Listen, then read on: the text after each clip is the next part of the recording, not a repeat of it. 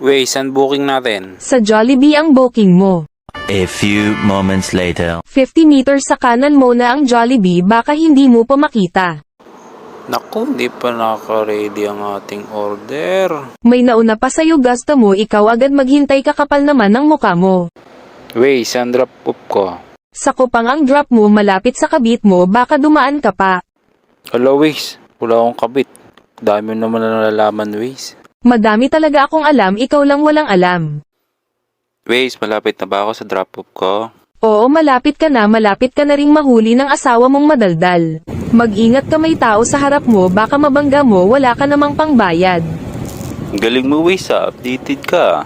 Magaling talaga ako, ikaw lang bobo.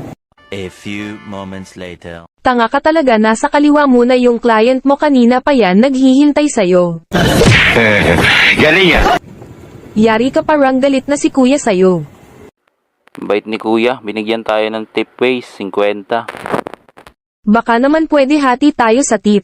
Ba, pati sa tip nakikihati ka na rin, Waze, Nag-import din ako dyan, kaya dapat hati tayo kung ayaw mo sumbong kita sa asawa mo.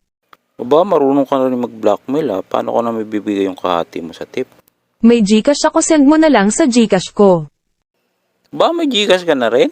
Oo naman, kala mo ikaw lang may Gcash, gumawa na rin ako para lagi tayong hati sa tip. Kung ayaw mo chat ko na asawa mo, sasabihin ko sa kanya kung saan ka nagpupunta.